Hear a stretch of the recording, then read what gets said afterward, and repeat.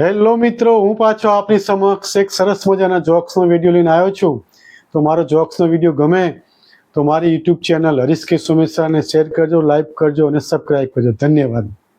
મિત્રો, આપણે જોઈએ છે કે એક કાકા અને કાકી ફરવા ગયા એમ, અને ફરતા ફરતા એમને એમ થયું એમ કે સાલું લાવ ને હું આજે આ મારી પત્નીને કંઈક સરપ્રાઈઝ આપું એમ. તો કે એવું, અને એમ વાતો કરતા કરતા જતા હતા અને સામેથી એક ગધેડો આવતો જોયો એમ. તો પત્નીએ કહ્યું એમ કે જો કે તમારા સંબંધી આવે છે એમ. કે કાકા પણ જમાનાના ખાધેલા કે સાચી વાત છે, આપ મારા સંબંધી જ છે એમ, મારી સાસરીમાંથી મારા સસરા આવ્યા છે. કે સાચી વાત છે તારી.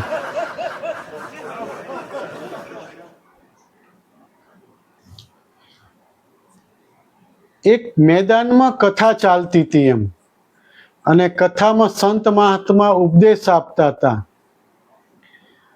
કે કોઈનું ભલું કરજો એમ, કોઈનું બુરું કરતા નહીં.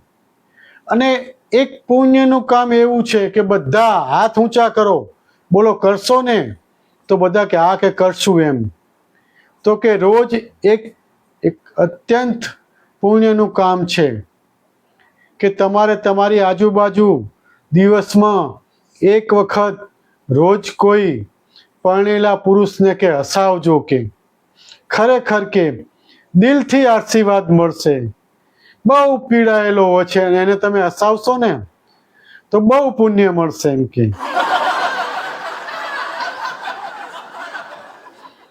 એક છોકરો ગામડેથી શહેરમાં કોલેજ કરવા માટે આવ્યો, અને એક મોટું મકાન હતું ને એમાં એને એક રૂમ ભાડે રાખ્યો એમ. એટલે મકાન માલિકે એને રૂમ તો ભાડે આપ્યો, પણ કે જો ભાઈ શાંતિથી રહેવાનું, બહુ ઉપાધિ કરવાની નહીં. કે તો પેલો છોકરો કે સારું એમ. એકાદ 2 મહિના ગયા અને એ છોકરાને ત્યાં અઠવાડિયામાં એકાદ બે છોકરીઓ એને મળવા માટે આવવા લાગી એમ. તો પેલા મકાન માલિક પૂછે છોકરાને કે કોણ હતું? તો કે મારી બેન હતી એમ. કે મકાન માલિક કે કશો વાંધો નહીં ભાઈ, પણ આ બેટા જે આ તારી રૂમ પર જેટલી આ બધી બહેનો આવે છે ને, જો એ રક્ષાબંધનના દિવસે રાખડી બાંધવા ના આવી ને તો પછી બીજા દિવસે તું રૂમ ખાલી કરી દેજે. કે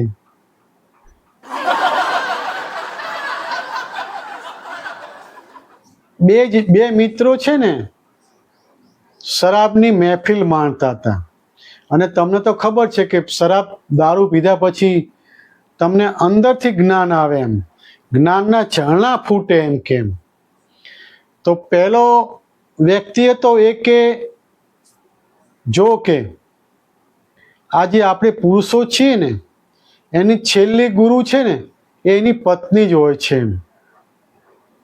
તો પેલો બીજો મિત્ર કે કેવી રીતે? કેમ? તો પહેલો મિત્ર કે જો, કારણ કે પત્ની ગુરુ બની ગયા પછી એને પુરુષને કોઈ જ્ઞાનની જરૂર હોતી નથી, અને કોઈ પણ જો જ્ઞાન આપે તો એ જ્ઞાન તેને કોઈ પણ કામ લાગતું નથી. એટલે છેલ્લી ગુરુ એની પત્ની જ હોય છે.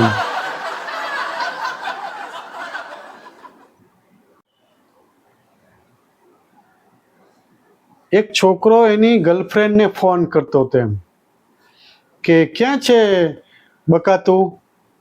તો છોકરી કે હું છે ને મારા પપ્પા અને મમ્મી સાથે કે 5 સ્ટાર હોટલમાં ડિનર કરવા આવી છું. કે ઘેર પહોંચીને પછી કે હું તને શાંતિથી ફોન કરું છું એમ. પણ છોકરી કે તું ક્યાં છે? પેલા છોકરાને પૂછ્યું એમ. તો છોકરાએ હળવે કરીને કીધું કે તું જે ભંડારામાં જમવા આવી છે ને એની ત્રીજી લાઈનમાં કે હું પૂરીઓ વેચું છું, કે જો પૂરીઓની જરૂર હોય તો કહેજે, હું આપી જઈશ.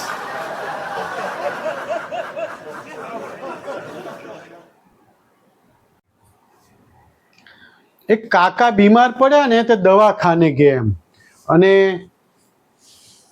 ડૉક્ટર સાહેબે તપાસ કરીને દવા આપી, અને ડૉક્ટર સાહેબે કીધું કે જો હમણાં કે તમે ઘરનું જ ખાવાનું રાખજો, કે તમે બહારનું ખાતા નહીં, કે તમારી તબિયત સારી નથી એમ. કાકા કે કશો વાંધો નહીં એમ કે.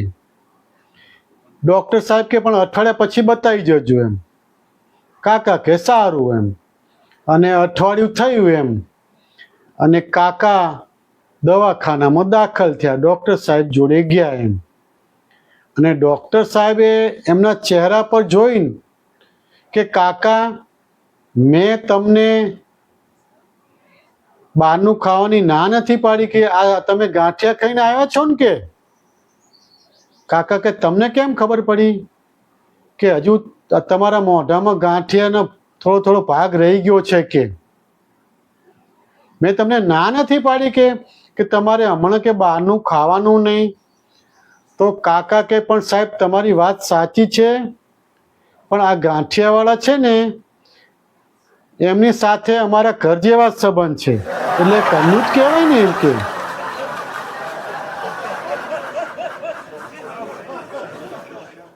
મિત્રો, ઘણી વખત આપણે અમુક બાબતો નથી સમજાતી એમ, કે મને પણ ઘણી વખત એમ કે આવું કેમ બનતું હશે એમ કે. જો આપણે માનો કે ધનવાન મિત્રો, પૈસાદાર મિત્રો, જ્યારે ધનવાન મિત્રો જોડે આપણે મિત્રતા કરીએ તો આપણે ધનવાન નથી બની જતા. આપણે એવી જ રીતે સ્માર્ટ મિત્રો જોડે મિત્રતા કરીએ તો આપણે સ્માર્ટ નથી બની જતા. પણ જો આપણે બેવડા સાથે કે શરાબ પીતો હોય એની જોડે મિત્રતા કરીએ તો આપણે શરાબી કેવી રીતે બનીએ એમ. તો લોકો આપણને પણ શરાબી ગણે એમ. આ મને ના સમજાણું કે.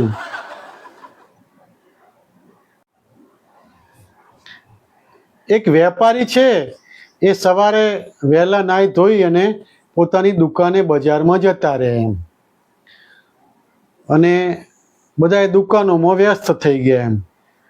ત્યાં એક વેપારીના મોબાઈલમાં એમની પત્નીનો મેસેજ આવ્યો એમ.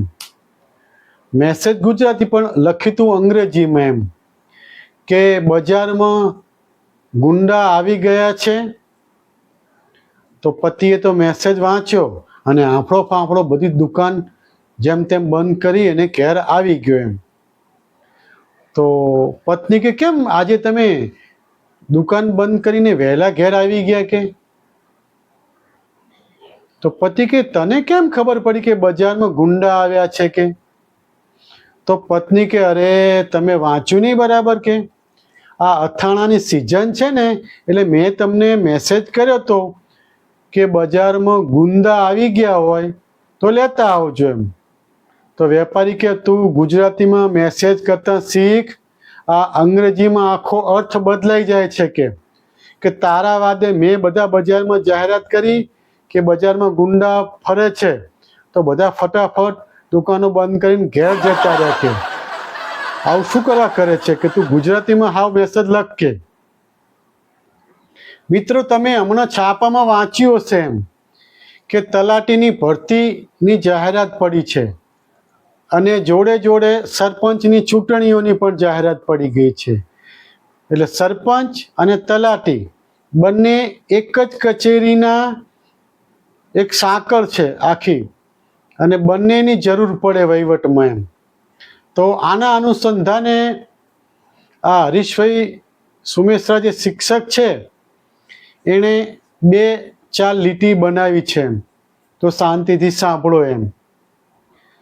તો કે માઇક હું થાઉં અને તું મંચ થા, ખાઉં હું ડિનર અને તું લંચ ખા, આવ આપણે બે ભેગા મળીને ગામનું કલ્યાણ કરીએ, તું તલાટી થા અને હું સરપંચ થઉં, બંને મળી આપણે ગામનું કરી નાખીએ.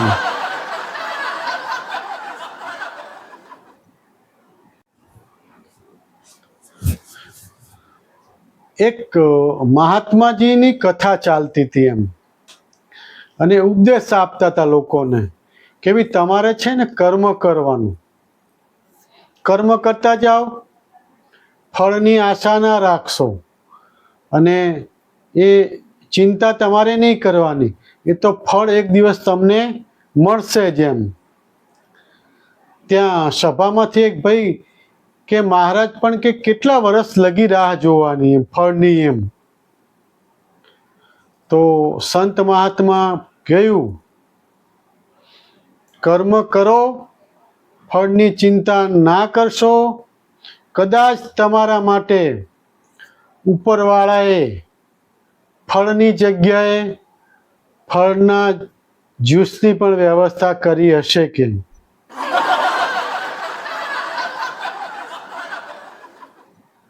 એક ચોમાસાની સિઝન હતી અને એક ભાઈ પલળતા પલળતા રસ્તા પર ઘેર જતા હતા એમ, અને ઠૂઠવાતા હતા, ઠંડીમાં એમ ધ્રુજતા હતા એમ. તો એની બાજુમાંથી એક યુવાન છોકરી છત્રી લઈને નીકળી એમ, અને પેલા ભાઈને કહ્યું એમ કે તમે મારી છત્રીમાં આવી જાઓ, ખોટા પલળશો નહીં. તો પેલા ભાઈએ કીધું કે ના ના બેનજી, કે તમે જાઓ, હું ઠીક છું એમ. એવું કહીને એ ભાઈ આગળ નીકળી ગયા. હવે તમે વિચારતા હશો એમ કે કેટલો શરીફ માણસ છે એમ, કે જે એને પેલી છોકરી જોડે છત્રીમાં જતો ના રહ્યો એમ. પણ એવું નહોતું ભાઈ.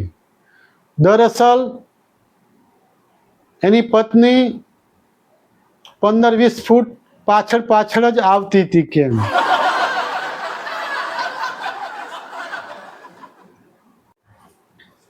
એક કાકા છે ને કે સાલું આપણે આ ખોટા જમાનામાં આવી ગયા કેમ. જમાનો અસલી મજા તો પહેલાના યુગમાં હતી એમ, કે જે આદિમાનવના યુગમાં એમ, કે હે બધા નાગા પુગા ફરે, ગુફાઓમાં રહે, કુદરતી વાતાવરણ, શિકાર કરતા, કંદમૂળ ખાતા અને મોજ કરતા, કે ના કોઈ ટેન્શન, ના કોઈ તણાવ, ના કોઈ બીમારી, બધું નેચરલી જ ખાવા મળતું એમ. ના લગ્નનું કે ના કોઈ કામનું ટેન્શન, નહીં ખાવાના કોઈ ટેન્શન, નહીં પીવાનું કોઈ ટેન્શન, કે નહીં ઊંઘવાનું કોઈ ટેન્શન.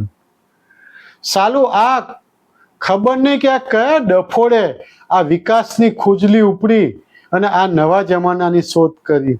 ખરેખર મજા તો હે જૂના જમાનામાં હતી કે સાલું, આદિમાનવમાં, કે હે બહુ મજા આવતી કે.